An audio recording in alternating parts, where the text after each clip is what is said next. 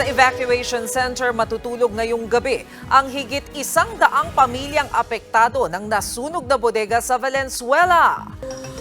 Live mula sa Valenzuela City, nasa frontline ng balitang yan, si Faith Del Mundo. Faith, fire out na ba?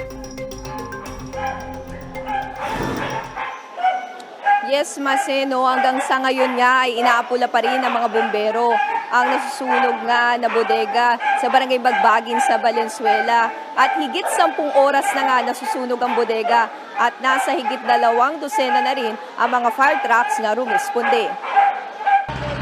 Sa laki at lakas ng apoy, mahigit 100 pamilyang nakatira sa paligid ng bodegang ito ng Herco Trading sa Valenzuela City ang agad inilikas. Kasalukuyan silang nakikisilong sa Barangay Hall ng Paso de Blas at sa 3S Barangay Canumay East. Nasa higit 30 pamilya ang posibleng wala ng bahay na mauuwian. Isa sa kanilang pamilya ni Lisa na magdedebu pa naman sana ang bunsong anak. Dinadasal ko po talaga na hindi ng sunog kasi nga po yung mga gamit namin nandoon. Wala na po kami pambili kasi taghirap po ngayon. Ang 70 anyos na si Aling Esther, matinding nerbiyos naman ang naranasan habang lumilikas kanina. Pinalalabas na ako. Sabi ko, hindi ko alam kung anong dadamputin ko. Huwag mo kong apurahin, masakit ang dibdib ko. Ang iba naman kahit walang nadalang anumang gamit.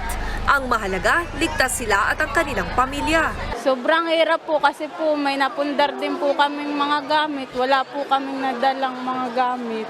Sobrang hirap po kasi po, ayan po. Mainit po pati.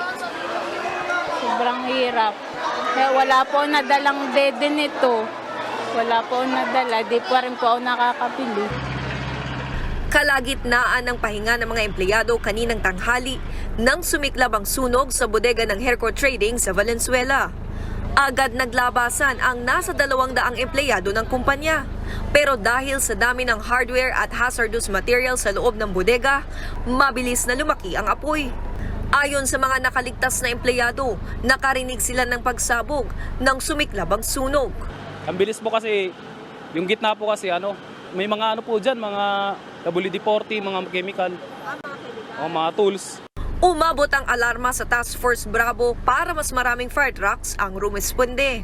Ayon kay Valenzuela Mayor Wes Gatchalian, kumpleto naman sa permit ang nasunog na bodega. Their permits are up to date naman. They have an FSIC, they have a business permit, they have an occupancy permit. And in fact, yung nangyari yung sunog, higit na 260 workers na sa loob. And thankfully naman po sa awa ng Diyos, nakalikas lahat at sabi nila na umuwi na raw yung iba.